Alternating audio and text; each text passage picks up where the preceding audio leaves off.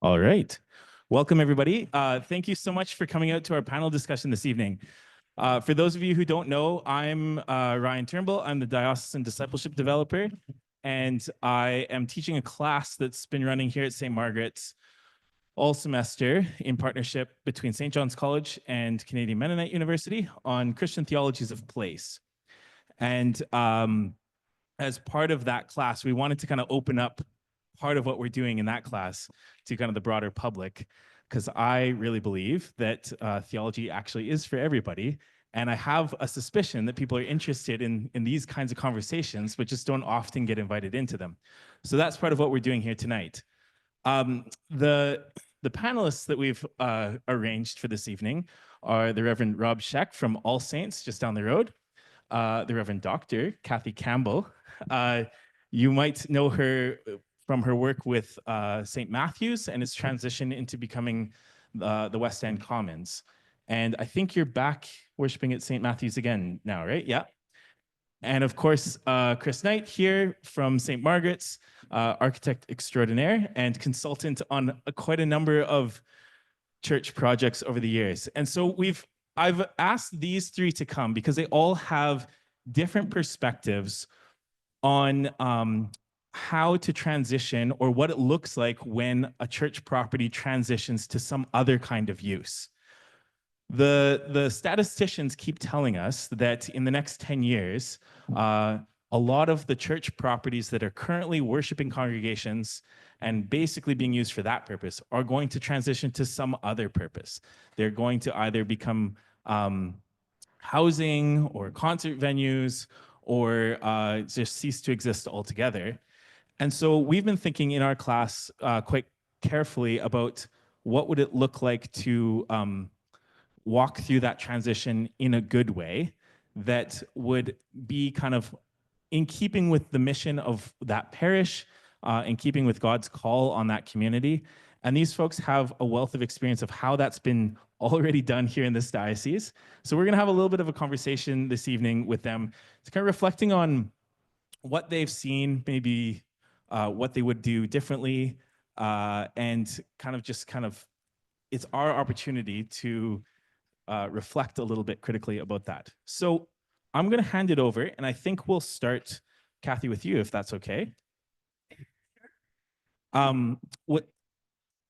No, we'll need the mic just for the recording. Yeah. So we'll begin with a brief introduction, and each of you brings a unique perspective on this kind of church property transition work. And I would love to hear a little bit, in about 5 minutes or so, kind of your involvement in one of these church property transitions. Okay. I've actually been a part of 5. Some people would say for my sin, but never mind. 3 in Vancouver and 2 here. 3 tangentially, either at the very beginning or after the major part of the redevelopment was done. But 2 I've been completely immersed in, 1 in Vancouver and 1 here that Ryan mentioned, the conversion of St. Matthew's to the West End Commons. So I'm assuming that we're going to share more about the project later. Is that enough of an introduction? Maybe Okay. Maybe give us a bit more on Okay. St. Matthew's in particular, because I think that's the one that here in this neighborhood that we would be most familiar with. Okay. Yeah. Well, let me do it statistically. Of the 5, 4 still have worshiping congregations. 1 is in process. Each of them were prompted differently, begun differently. In terms of the question that you asked about what prompted the transition, would you like that now, or? We'll get to that in just a moment. But Two of them involved 3 of them involved housing. One was you have to really swallow it. 3 of them involved housing. One of them was the result of a fire. Each project is absolutely unique. St. Matthew's was a conversion. I'll explain a bit more about that in a minute or two, but the building itself is built to the property line. So the choice was tear it down or do a conversion. The big project that I was involved in Vancouver was a tear down and completely new build. Another project that I was involved in that was the result of a fire. The congregation worshipped in the rectory for years, and then in partnership with a mental health housing group, rebuilt a housing development with a completely separate but new worship space.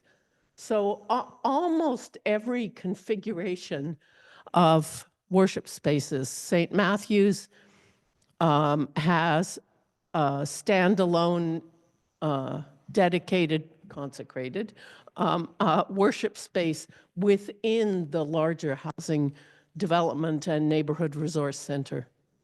Wonderful, thank you.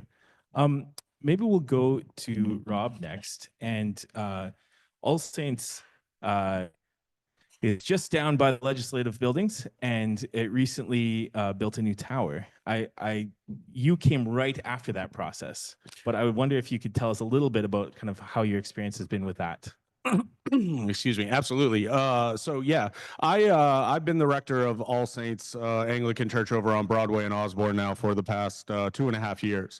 And as Ryan just mentioned, I came in on the project of our housing development, the development of West Broadway Commons, the 12-story housing unit that's there on our church property. So I came along after the building was done, but still in the process of being filled, and now living in the building as well with the community for the last 2.5 years, have had the firsthand experience being part of that community. But the story of All Saints is not, I mean, it's a common one. It was a community by the 2015 that was in serious decline. Significant financial issues to the such that you can't afford to do much of anything other than band-aid the growing cracks in both the building and the system in the community. And so it was, experiencing all the typical issues of a building, infrastructure issues, roofing issues, foundation issues. The church was built on a creek that I still am wondering why to this day. So there's water that is also just a part of our building. Things that could not be properly addressed, deferred, and only now being able to catch up on. And so the congregation was faced with a choice, and we'll perhaps get a little bit more deeply into how that looked. But they were forced into a binary situation: do something different, adapt, or close. And that was it: adapt or close. And so they chose to adapt. Great. Chris, you've got a different relationship to these kinds of projects, not necessarily as the rector or the person who has to kind of win the community over to make that, but you come alongside as the architect, and I wonder. Yeah, sorry. Go ahead. You there's a question implied there, so continue. Yeah, I just wonder if you might speak a little bit to the kinds of projects you've been a part of, and kind of how you've come alongside those.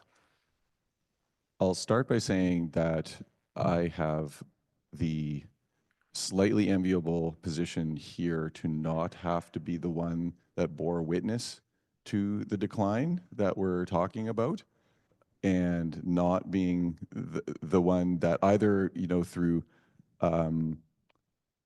lack of attention over time, just through entropy and passivity, those things just happen. And it doesn't just happen in the church, it happens everywhere. the church here locally tends to perhaps suffer by it disproportionately simply because of the durability of the buildings that they inhabit.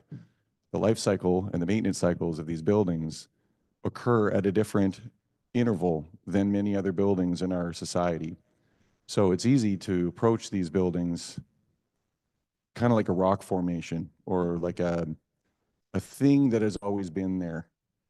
And you kind of you live your life intergenerationally, you attend, you baptize, you worship, and it's always just reliably a thing that's there. So I empathize with those that is actually not what is happening. It is just a very slow, incremental, almost unobserved decline that once recognized, it has a lot of momentum behind it, and it's very hard to course correct. So I don't know, just a bit of context for sort of how I kind of see how these situations arrive. When I'm brought in, so there's a number of churches that our firm has been involved with. What comes to mind? So we're actively working with Crescent Fort Rouge United, and they have chosen a particular path that is maintaining a congregation, a small space for worship. It is a performing arts venue, is well known as a performing arts venue, daycare. So there's all these supplemental uses that are kind of being applied to that building. We're currently working with in the Anglican communion with St. Michael and All Angels. And that is thus far, we're sort of at an intermediate level, but we're actually sort of on site doing destructive testing, sort of trying to understand the artifact as we were brought in, what its condition is, getting to know it. And it's a historic structure. It's a listed building, as are many of these buildings. So that's another both virtue. Somebody thought that there was merit in it in listing it as a heritage site, so that is value laden. But there's also the burden of supporting and maintaining Holy Trinity, for example, is a nationally listed historic site. So it's listed on the Parks Canada registry, which is quite a virtue until you find you have to get a permit to change a roll of toilet paper in that place. So it becomes a burden for the congregation to take these buildings and maintain them. So St. Michael, the path that they are taking is the building was sold, but then leased back to the congregation. Thus far, what I hear back is that has been a very carefully tended process, and even though there's change underway, it is on the balance more enlivening than it is threatening. Change is hard. We are creatures of habit, and particularly in these places, like we rely on these places to be durable, to be consistent, to be reliable. And when we invoke a change upon them, it can be very disruptive and distressing. So, managing it, that's the whole other sort of pastoral part. I don't know if that's fair or not, but like managing people and their expectations and their will and their desire is a big part of negotiating this process of change. In St. Michael's instance, the congregation is remaining on that site, and we're layering another use on top of it, and it is a use that cohabitates in the existing space in its current configuration. So we're upgrading washroom facilities. It's basically becoming a performing arts venue and a recording space, which is very sympathetic to the design and the nature and the character of the place. I mean, I've got lots to say on how adaptive reuse can be done in a sort of honoring way, and how it can be an offense. Yeah. Perfect. Thanks. All right. So we've got a few.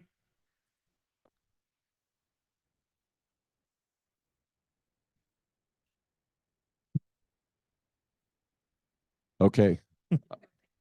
Will do. Okay. No problem. Yeah. So we've got a few different projects on the table. We've got the tower project at All Saints.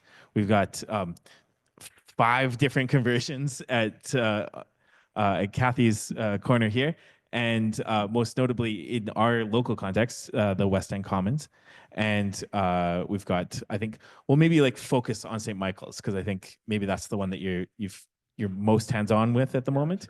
Okay, so these are transitions that are happening to churches in our diocese right now.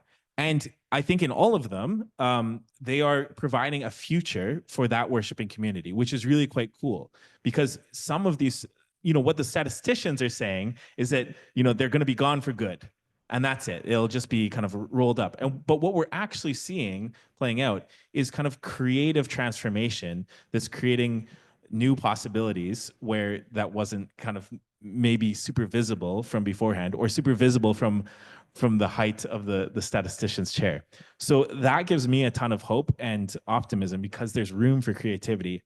But I want you now to kind of throw back to kind of the before times. And Rob, you're going to have to rely on what you've heard. But let's hear a little bit about like what prompted this transition, because making the call to kind of take this church that has just been, like, I like how you said that, Chris, it's just been like kind of part of the rock formation of the community. It's just this assumption that has always been there and always will be there, and having to make that call that, okay, something has to change here. If you could throw your minds back, what was the kind of the instigating moment for that in these different contexts? I think if we think back to what All Saints was before the housing project began, and sort of the push that made them move in that direction, what All Saints had was, in terms of a resource, was its land, in the sense that adjacent to the church was a crumbling parish hall. It was literally foundationally unsound, condemned kitchen, rat infested. However, that building was the center of the fellowship of the parish. Events happened there, and it housed a cornerstone feeding ministry and agape table. So it wasn't going totally unused, as it was a missional space. But the reality is that the diocese came to the church and said, despite these good things, you are not in a stable financial or critical kind of situation, and you need to adapt. Something needs to change, or else we'll have no choice but to close the place, because or whoever the last one is, will lock the door on the way out and throw away the key. And for a church that's been around for 140 some odd years, did not seem like the logical end of that community. And so the diocese was in many ways the instigator that said, you need to do something. You need to change. And that's when we reach the end of that sort of horizon, the end of all that we've done that hasn't worked. And we begin to imagine, and those ideas that were once just crazy or fantastical are now actually possibilities, because anything can be possible at this moment. It could be the right answer. And for All Saints, what kept coming to the forefront was this sense of, well, what if this building, this parish hall, were no longer here? We have land. What if we demolished it? What could we build instead? And that was the beginning of the process of that movement away towards this, apathy and entropy, just this falling apart just as part of the community, but still allowing the community to remain present.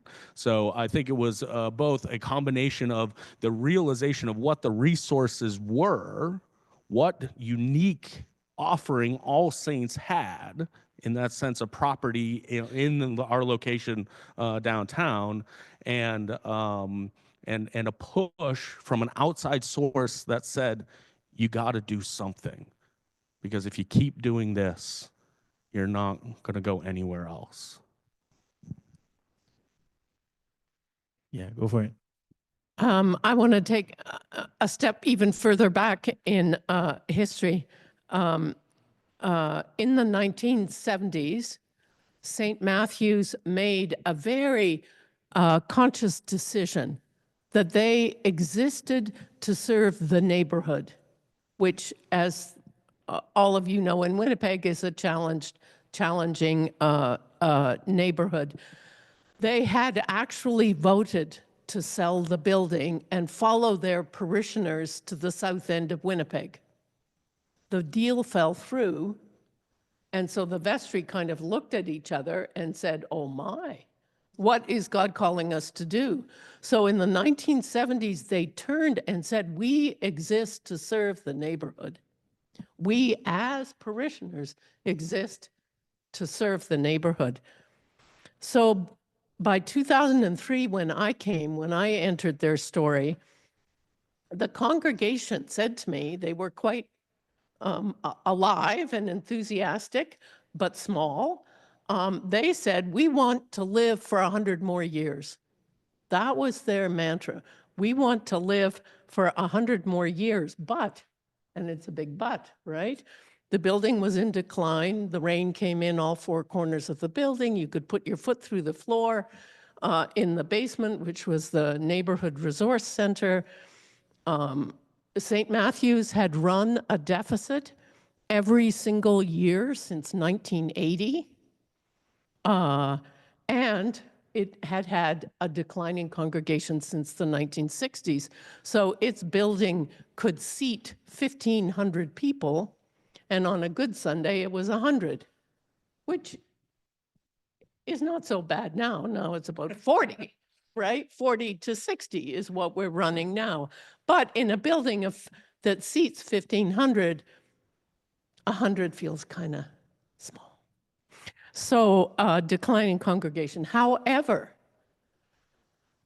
it was almost completely 24/7 used by community serving agencies and programs, a whole variety of them.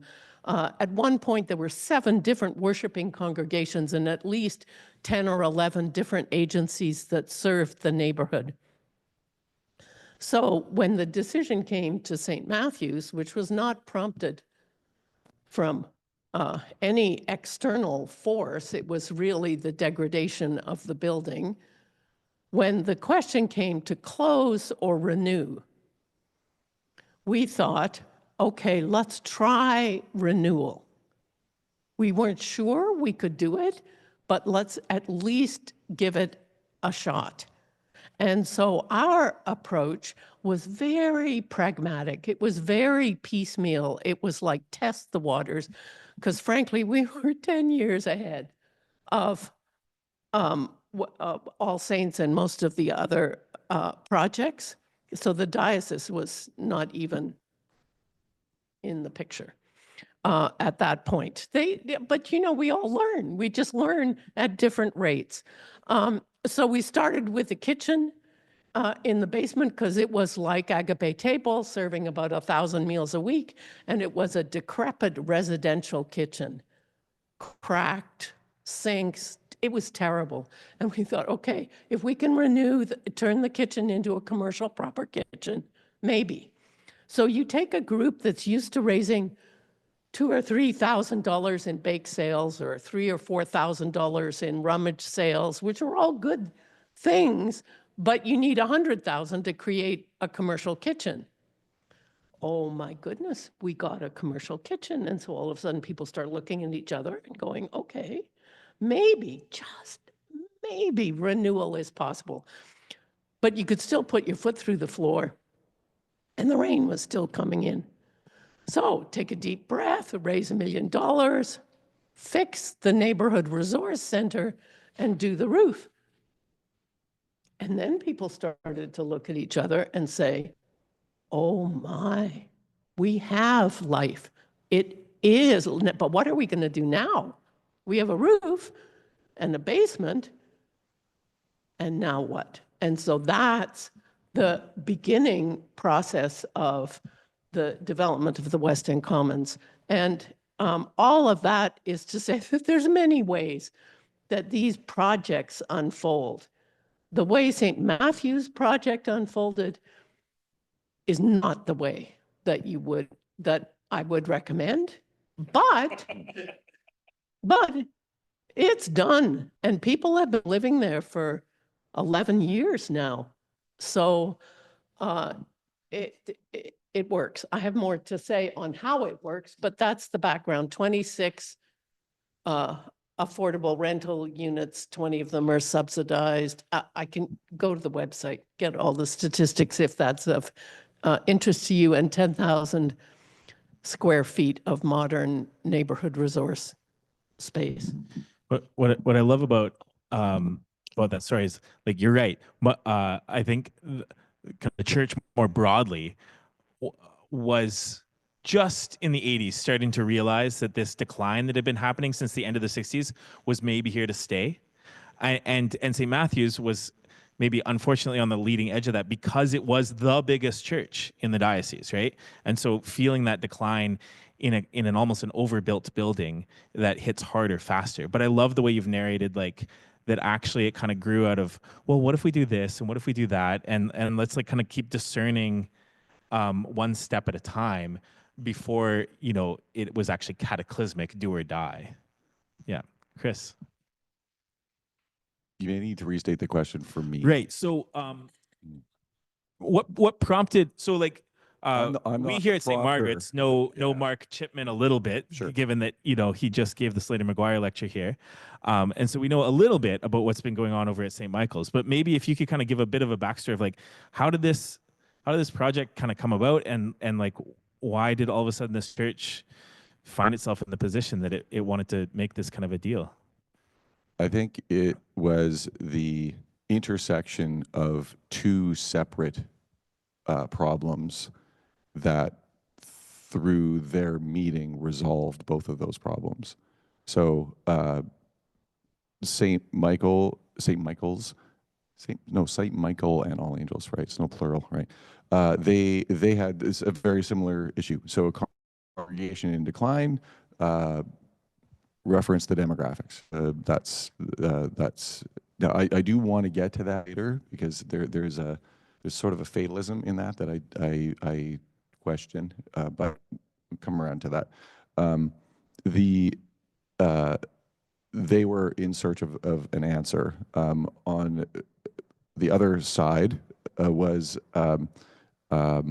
somebody that is a music fan who is a cultural figure in our city, and has a history of creating performance arts space.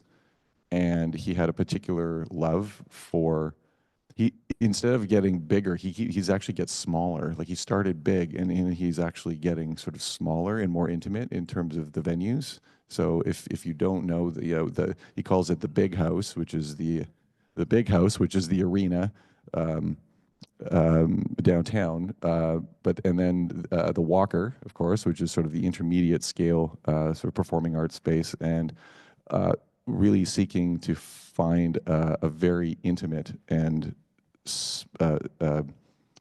small and almost domestic in scale venue. And it goes into his wife Patty, who loves the brothers Landreth, and they were sort of camping in one of his spaces, and they were trying to find a way that they could take this amazing group of musicians and sort of support them into a home where you're not just inventing a program to sustain a building, a church. I mean, that's it. If the thing doesn't have a life of its own, you will constantly be feeding it, constantly feel the burden of having to support the thing when the thing is supposed to be supporting the community. So it's the pairing of those two things that resulted in the project that is now underway. And you know, that would be like lightning striking. That was a very particular thing that came together, and that's very often how these things happen. Not unlike what Cathy was discussing. It's just the vectors of how spaces can be transformed is very hard to anticipate, and I think it might be even a fool's errand to try to anticipate it. There's all kinds of ways that one can do that. I'm about to go on a rant, so I don't know if I should wait or if I should. I don't want to derail what your program. Well, we've got a little bit of time. I want to circle back. We'll work our way back down the table. So, but before I get to the next question, you did just kind of toss out onto the table this idea that we sometimes just accept as given that we're in demographic decline in the church, and that this is the problem that we just have to kind of like live with. And I know I get into these arguments too, because, you know, supposedly my job with the diocese is to be doing discipleship and evangelism. And so I'm still working out what all that means, but I think it means not giving up on the church. And I would love to kind of hear you kind of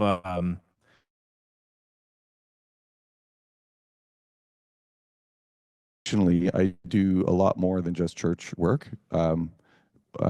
We do a lot of housing work, for example. So both single family, mixed use, and intermediate and large scale housing projects. And there is clearly a need for that. That there is a demographic drive for that to occur. I also find that being an architect and a builder, it is far more fun to make something than it is to maintain something. And that is I mean, we are made in the image of a creator, and we are reflecting that image when we create. And sometimes we create things that are glorious, and sometimes we create garbage. And the vocational drive that I have is to reflect the three transcendentals, the good, the true, and the beautiful. And to reduce an adaptive reuse conversation to something that is simply just a statistic is a utilitarian approach, and there is also a moral side to that we live in a culture that is highly commodified, and we also live in a time when we spend 90% of our time in buildings. 90%. And if anybody, you don't have to be a psychologist to know that that is going to affect your psychology and how you behave, how you think, how you work in the world, how you treat other people. So when we live in spaces that are like that, we are affected by them. And as time goes on, if we only look at these situations in those terms, I think we're, maybe doing ourselves and our, brothers and sisters a slight disservice. I think that actually dovetails really great with the next question, which is kind of a lessons learned and potential missteps you've seen along the way. And so I mean, you're still very much in process on St. Michael and All Angels, but maybe thinking a bit more broadly, as an architect, what are some of the kinds of missteps? And I think you've already hinted a little bit about this, but what are the kinds of like missteps that you see, particularly churches, when they start thinking about, okay, what do we do with our building? What's the faithful thing to do with our building? What are the kind of the characteristic kind of mistakes that you've seen? I think this, hopefully this is not straddling the fence between sort of the utilitarian and the moral. I think they can kind of come together. Anything that we create has at its root an idea. We do not make things just without thought.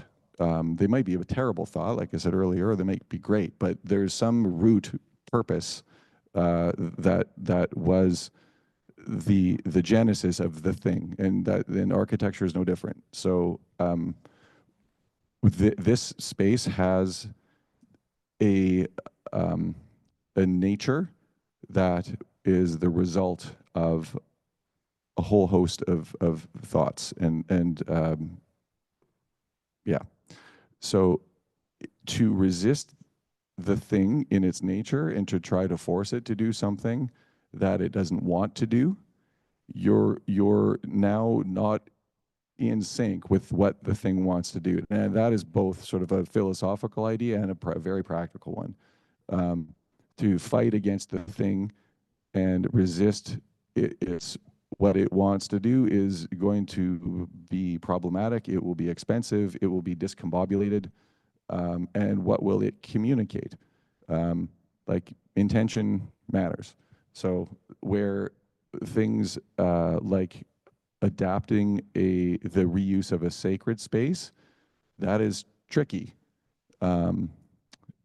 But there are things that happen within spaces like this. I mean, we gather in a space like this, presumably because it's lovely. It's conducive for us being here to have a conversation. We're only using these because it's being recorded. The acoustics of this space are commensurate with people gathering and conversing or singing or having an organ play or having a sermon delivered. So other adaptive uses pragmatically that are sort of are sympathetic to the artifact are going to be better. Performing arts spaces. I mean, the West End Cultural Center was a church.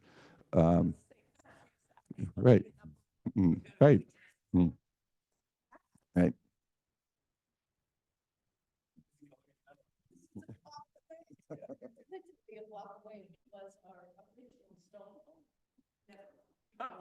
Thank you. Well, a perfect example. So,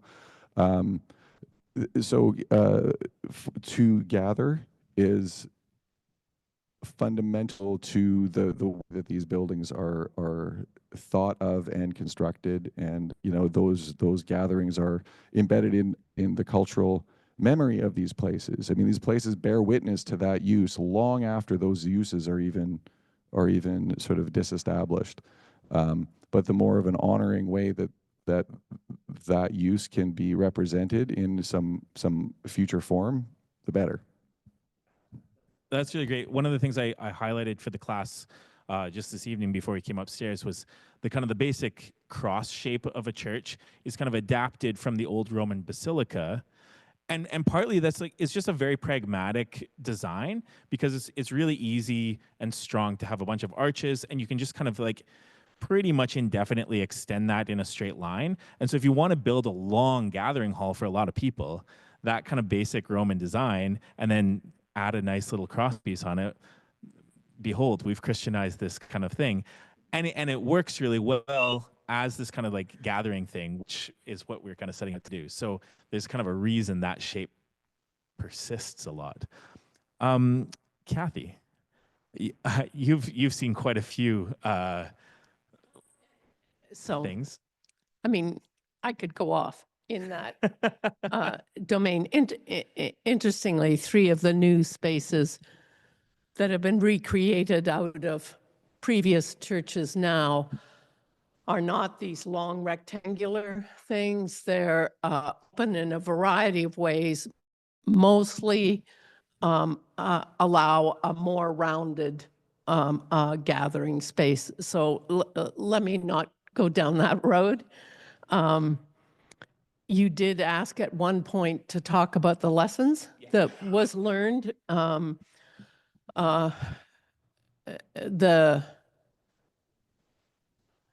So I can talk about worship space for a long time, but I won't do that right now. Facing the situation that we were in the early aughts of 2000, and the new worship space was consecrated in 2014. People moved into the living space in November of 2014, and it's existed with 10,000 square feet of neighborhood resource center, worship space, several worshiping congregations, and housing since then. I had 4 take-homes that I wanted to mention to any of you that are thinking about church redevelopment or what to do.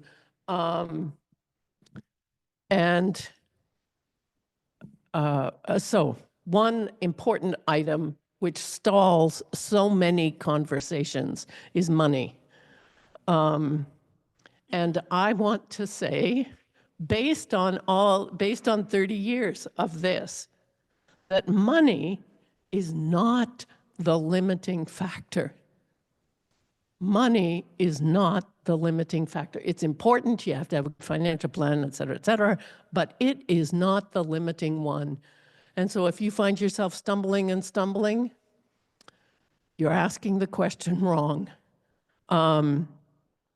Even with property that was worth nothing, it was actually a liability. Even with property that was worth nothing, we did put together the necessary mortgage grants and fundraising to create the West End Commons. But lightning does strike.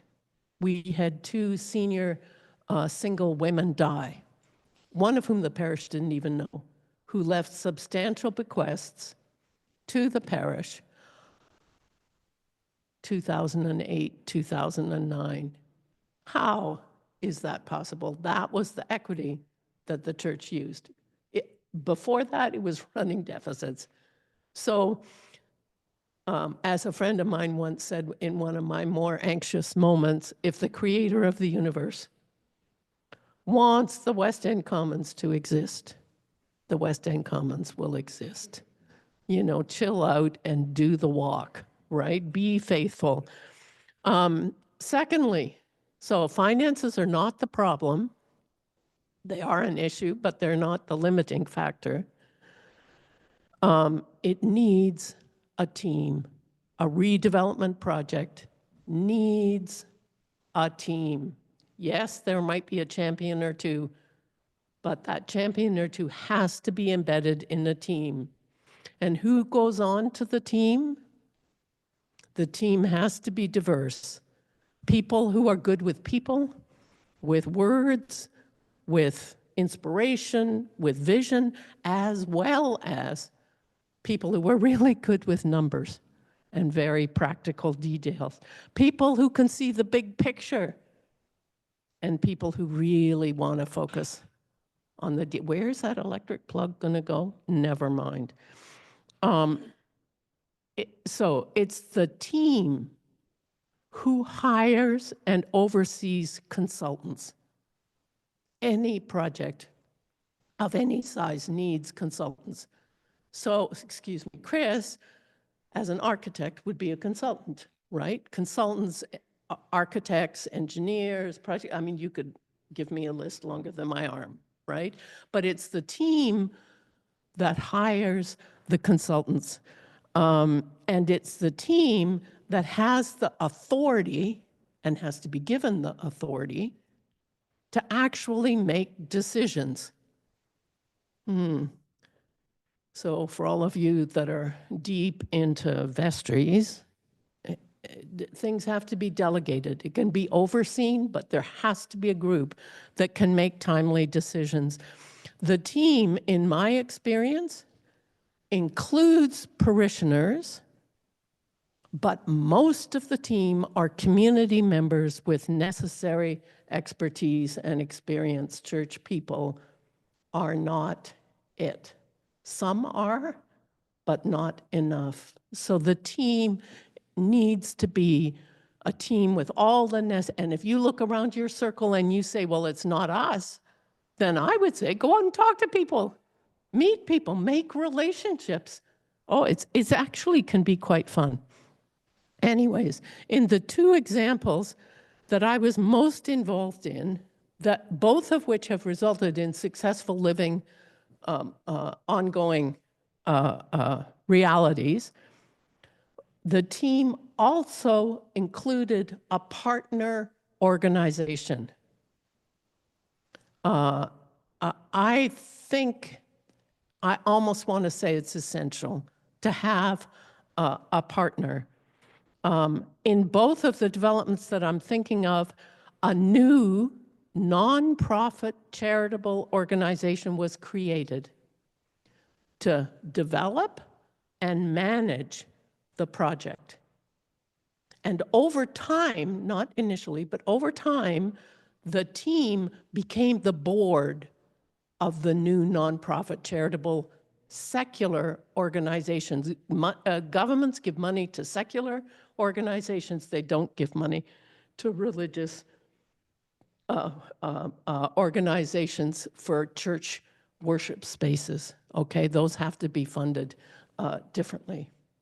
So you have to have a team, and pulling together the team takes time. It takes relationships. It takes lots and lots of conversations.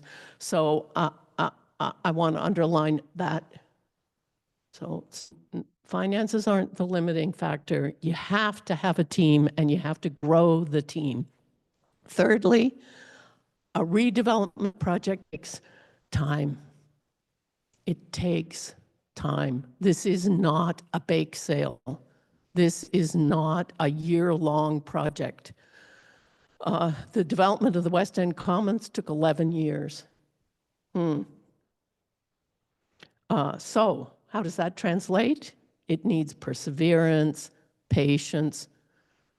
Speaking as a person of faith, I would say lots of faith and lots of prayer. And that 11 years is the development phase. That's not the transition to management and to making the things sustainable and living over time. So it's a big project. And as a result, you gotta kind of think about commitment, right? You don't sort of start down the path and go, ooh, right? Now we need to recreate ourselves again. Never mind. I'll start preaching. Fourthly, a redevelopment project needs vision, needs a vision, and it needs, I would argue, commitment beyond the parish's own survival. It needs a vision and a commitment that's more than we want to exist for the next 100. You need the next 100. You need that commitment, but it also has to be for something beyond the parish, beyond itself. We have to, the project needs to serve a real need in the community. Has to be future-oriented. It's not just so I can have a funeral where I was baptized, right? And it also needs for the congregation itself to survive, and the instances that I've, 3 of them at least, the congregation has survived and is still functioning and worshiping. But for a congregation to survive the scope and scale of change that is a whole redevelopment project, the congregation must be deeply, deeply rooted and committed to a living faith. It has to hang together. It has to have prayer. And the gospel that it hears, speaking as a Christian, the gospel that it hears has to be a creating, evolving, serving kind of faith. not only excited about the faith of the ancestors, okay? And we do that in a million different ways, with music, with seasonal change, with, we're blessed with in the Anglican world, with an extraordinary liturgy. There's so much. So those would be my 4, like, you have to have those 4, or I'd begin to wonder. Thank you so much. Rob, lessons learned. And I think you bring an interesting perspective as somebody who kind of like walked into a basically finished project and now are able to, like, you don't have to own it quite in the same way. But you have to, you've now inherited this thing. So you can kind of see it in a slightly different light than perhaps folks who've like birthed the thing. Oh, absolutely. Yeah, I'd love to hear kind of like, So what I you've learned in that. I think I would certainly echo what was just said. Yeah, absolutely, Cathy nailed it on the head. I think, and multiple things that we learned at All Saints through this process, the commitment and the direction, the future. You know, for us, it was a sense of discernment. What is or what are we called to be? What are we called to do and continue to be in this specific geographic location of the city, serving this specific neighborhood and underserved neighborhood in the area? And so we heard intersection, and that's where the discernment process is so key in determining where is the intersection between the resources that you have as a community, the thing that makes you unique, and the specific need within that community, within the neighborhood, within the city. And where do those come along? We heard about St. Michael's needing having a specific need, and the performing arts world having another one, and that's where they met and their solutions were solved. And so for us, it was this sense of wanting to, if we are going to demolish a cornerstone feeding ministry, then this new iteration or whatever its replacement is going to be has to be missional. It cannot purely just be something that we is going to prolong our life, as you said. It has to be missionally oriented, has to be rooted in our call as disciples, has to be rooted in our understanding of outreach and our baptismal covenant and how we seek and serve people in our neighborhood. So that was a core understanding from the very beginning of this project, that no matter what came out of it, needed to be missional, and that's what drove bus, so to speak, right? Money is certainly an issue, but we were able to find resources along the way and taking a tremendous leap of faith of liquidating every possible fund that was available and legal to be able to put into this project to make it a reality. A leap of faith that, if had it all fallen apart, would have just reiterated the fact that the congregation was not going to be sustainable. And so a commitment of the parish to say, we're going to use every fund, we're going to be, the people were all behind the project. There was no resistance. They understood that this had to happen, and an adaptation needed to change. And the other key part was this idea of a team and partnerships, that we're not doing this alone. And we cannot do it alone. We need to find community partners that will help to create that solution. And for us, it was the UWCRC, the Renewal Corporation for the University of Winnipeg, that is committed to creating affordable housing. And when we got a grant to do a study of the feasibility of the site, only one of the 9 proposals that we received were committed to a missional orientation by having 51% of the housing units be affordable housing. The others wanted pure commercial, maximum prices, highest revenue possible that you could squeeze out of that building that would help to benefit the church, but that did not meet our checklist. And so having the partner who was able to do the things that we can't do, we don't have building architects architects or building managers, construction company owners in our congregation. We needed that support. So finding the right partners was so key, so that now we are in the management business, but not really.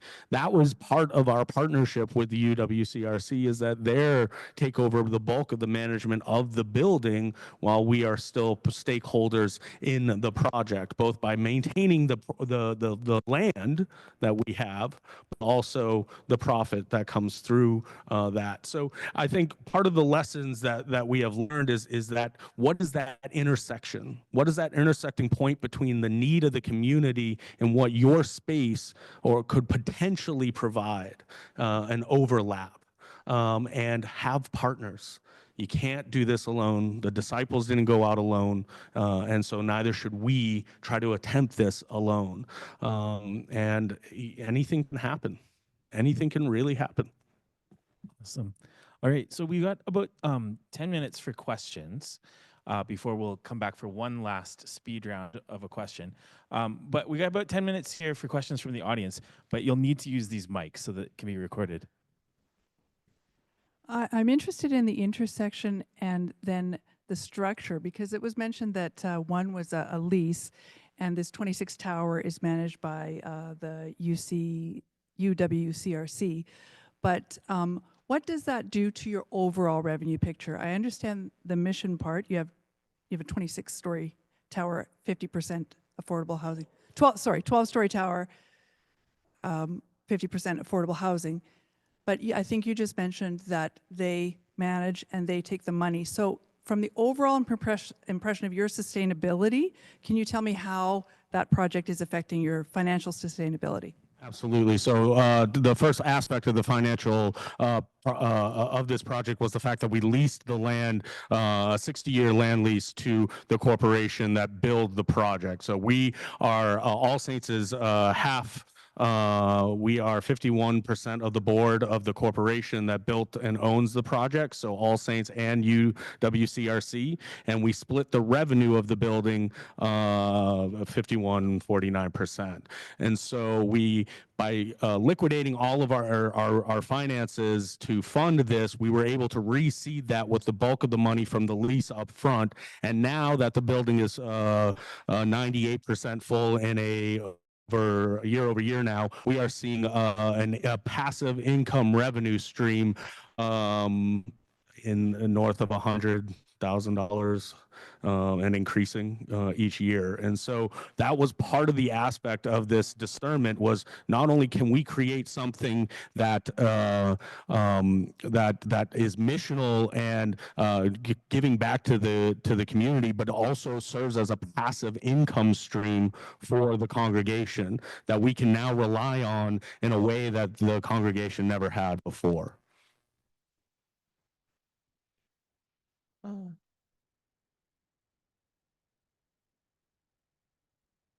Thank you. So I actually have questions for a couple members of the panel. The first one is for Cathy. I was on the board for the St. Matthew's nonprofit housing for a few years. And in that, one of the things we had was the province gave us a loan that was we didn't have to repay it as long as we kept, I believe it was 20 of the 26 units as affordable housing. How did you manage to come across that? And that came before I was on the board. So I was just like, it was a lot of money, and it was a significant part of the sustainability of that particular project. So I was just wondering how you came across getting that in the first place.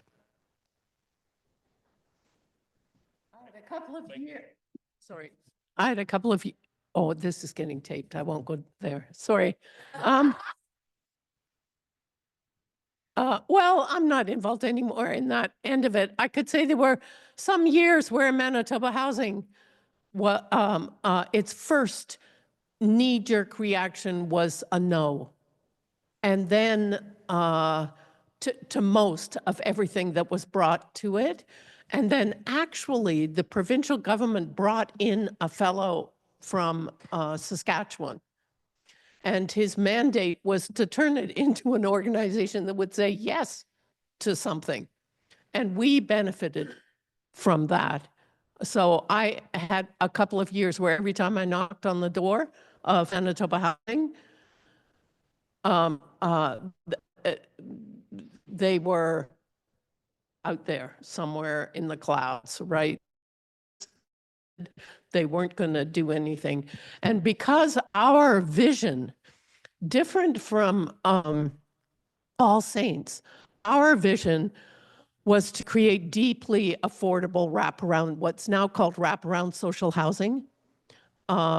Before there was that language, what we want, because we wanted a housing development where people in our existing neighborhood could actually live in the housing. And affordable housing is a portion of median income, and the people that live in the West End Spence neighborhood are not anywhere near that. So we needed deeply affordable social housing, and the only way to get that was agreement with the government to have subsidized housing, where a tenant only pays a third of their income in rent, and the province makes up all the rest to an affordable housing rate. And you're right, it comes out to a substantial amount of money, either every month but that was the only way that we could get to the vision that we had. And St. Matthew's, I have no idea how the St. Matthew's congregation came to have the ethos. Well, I could imagine, but I really don't know. But they decided early on that the redevelopment did not have to generate money for St. Matthew's. It had to be revenue neutral, like St. Matthew's couldn't lose money, couldn't pay for it because we didn't have any money, so that was easy. But they didn't need a revenue stream. And so you put those things together, which is why we went for deeply affordable and then supportive social housing. And truly, we just got lucky. Carolyn Ryan, who's now the head of Manitoba Housing, was just beginning to work there, and somebody introduced her to us. Thank you, God. I mean, this happened, that happened. And, yes, you have to do the work. You have to put together the business plan. I'm not being just crazy about the whole thing. You have to write the grants. You have to put the reports in. You have to do the work. But, and there is a whole mechanism of government funding, from CMHC to the provincial government to the forgiveness of various fashions with the city government. So government funding and a mortgage and fundraising, and the church had to put in the equity, which ended up being the money from the wills. So we did ourselves raise about $1 million something. We had the same arrangement as All Saints. Frankly, between you and I wanted to gift the whole building and the property to the St. Matthew's Nonprofit Housing, and the diocese wouldn't approve of that. So they offered a 60-year lease for nothing, I mean, basically. Thanks, Cathy. Thank you for serving on the board. That's quite a commitment, actually. Yeah, it was. So my other question, I had another question. This was for Chris. I missed your last name and what firm you work for. My last name is Knight, spelled with a K, and I work for Montaigne Architecture Works. Montaigne Architecture. So our office is on Sherbrooke. And a small personal anecdote. I am an architect because I go to this church. So I was a carpenter for 20 years before I was introduced to this congregation, and a very emphatic rector here. I was doing some work for him at his home, and he felt that I was not fulfilling my full vocational sort of aptitude, and he encouraged me to become an architect. So, at the time, I was on the Building and Grounds Committee here, and we hired an architect who is Tom Montaigne, who he taught me through university, mentored me. I am now buying his firm. So I like to say that I hired him before he hired me. Yeah. Yeah. But I share that because it is that's another intersection that is God's grace in my life because of this place. And these places, they matter deeply. So, yeah. All right, we got one more question. Thanks. Early on, Chris hinted at the life cycle of church buildings being longer than the ebb and flow of demographic trends. Cathy talked about the need for living faith in the future of the church beyond the bare survival of the congregation in their building. I see something of a divide in the demographically waning mainline churches between fully embracing decline as God's will and using the remaining resources towards allowing those left to die off in place as comfortably as possible, versus seeing church buildings as a resource for the broader church, important infrastructure for evangelism, discipleship, church planting, renewal, and revival. My hope for the latter is no doubt influenced by seeing St. Margaret's rows of chairs creep closer to the back of the sanctuary each week. I am wondering, particularly with some of the stuff Chris has said, how can or might these church adaptive reuse projects make room for that kind of hope beyond just sort of sustaining doomed congregations and denominations to die somewhat more gracefully, but actually making sort of real hope for a future that goes beyond sort of number go down on a chart?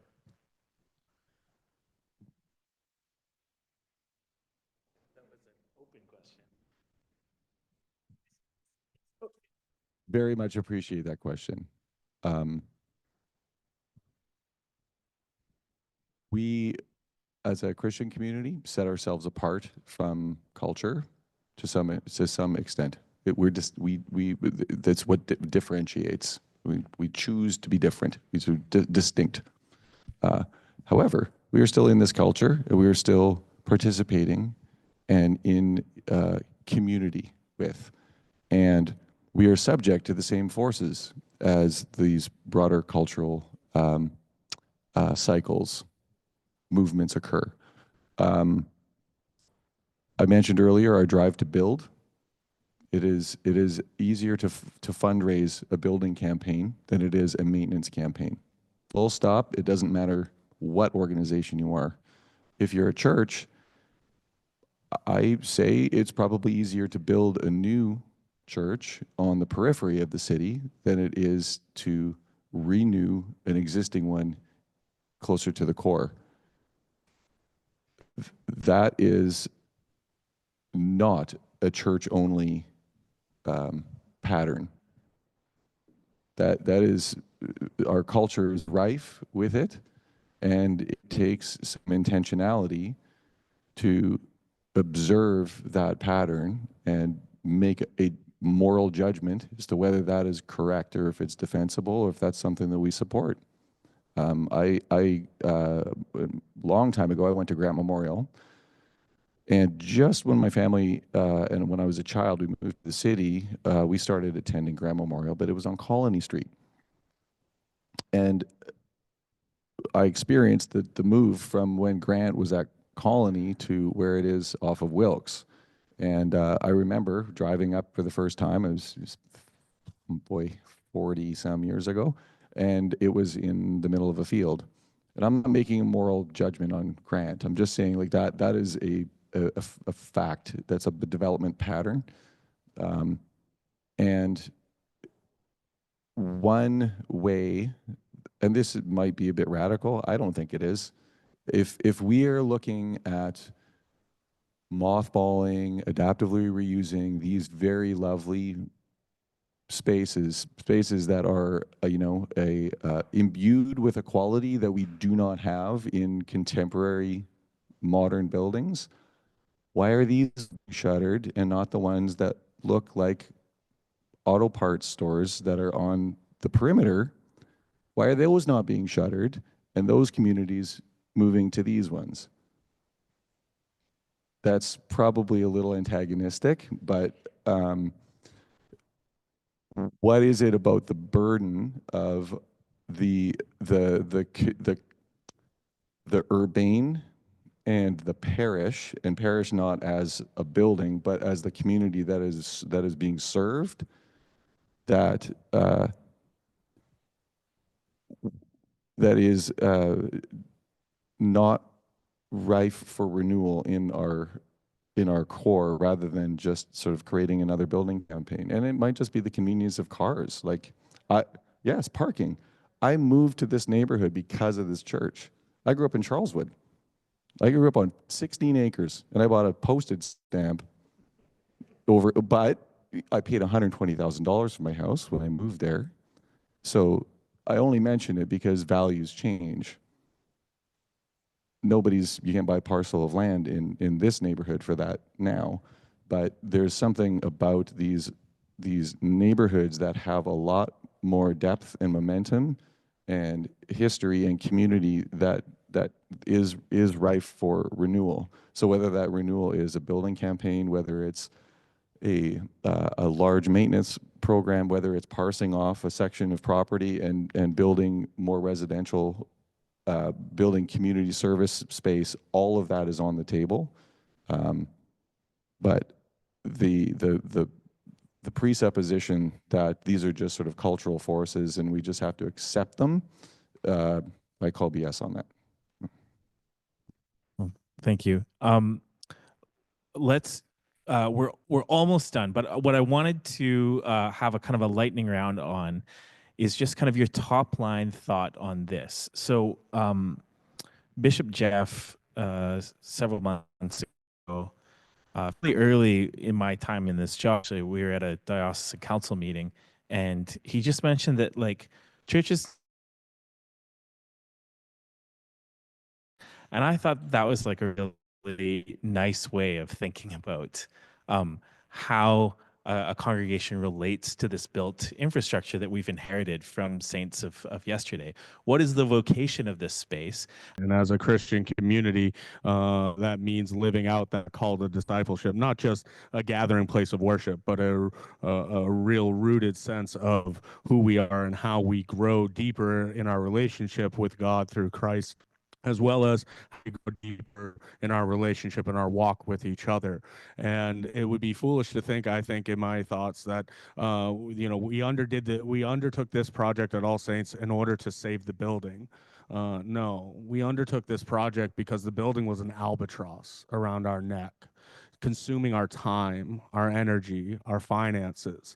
And when that's all you're worried about, where is your mission? Where is your fellowship? Where is these other aspects of our communal discipleship life that are aspects of our Christian nature that just go unheeded and without paying attention? And so what I think what we are experiencing now is that this building and the resources that come from our apartment building has allowed us to no longer worry about the building itself. We can now focus on actual ministry. We can regraft the things that have fallen away over generations of neglect or just lack of people. Kids are now in our building again after decades of not having any at all. Adult formation, people attending studies, fellowship, parish picnics, things that are beginning to bring life back to the community and draw people in and be a beacon of light in the neighborhood. So yes, our building is not going anywhere now because of our apartment building, but it's because that apartment building gave new life, new lease to the parish in a way that otherwise we were going to be dragged down by the church.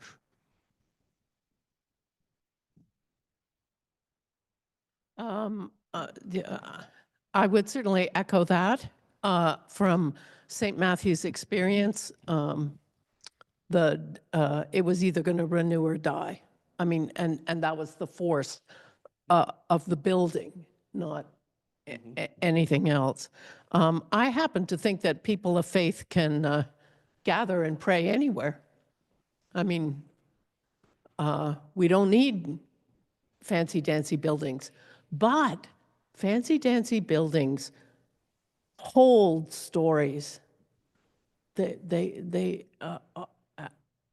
So I want, and some buildings are themselves stories. It's partly why buildings get heritage status. They are stories. And all church buildings point in some way or another, well or less well, to the larger story that we're all just one part of, that God is writing. And so what's the story that each of our gathered communities is offering? And I guess if you push me to a tagline, right, I actually think church buildings are primarily resources for sustaining and nurturing thriving communities. And from my place, a thriving community has a deep faith base, has an existence that's rooted in the larger story, where we're nurturing all that it takes for us to be caring, thriving groups of people together. And without buildings, church buildings, but can we gather and pray anywhere? Absolutely. So and if it becomes too much of a burden, right, then stay with the prayer, stay with the gathering and prayer. If you have to ditch it, to be faithful. And personally, from my perspective, I think God's reforming the church. God's in this. God's in this. Less people showing up on a Sunday morning does not mean that people are not faithful. Like, just because you can't count them in a pew doesn't mean that they're not people of spirit and are not engaged in a real journey of faith. So I think all that demographic stuff is just fear mongering. And I'm like, oh, get over it. Don't you have any faith in the God that died on a bloody cross? Like, we believe in resurrection. Dying is not the problem, right? So I just think that that's sociologists writing papers. We have to get a grip. That's my, sorry, there you are. Amen. I'm tired. Yeah. I don't know if I want to follow up on it. I mean, I agree. Amen.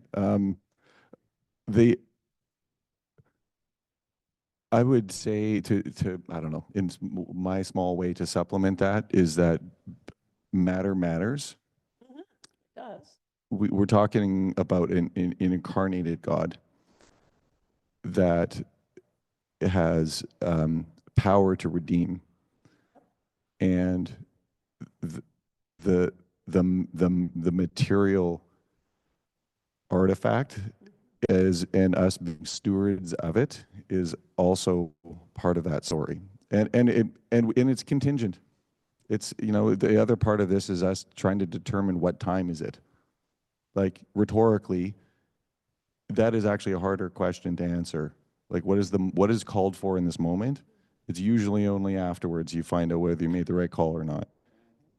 So, so my disposition, given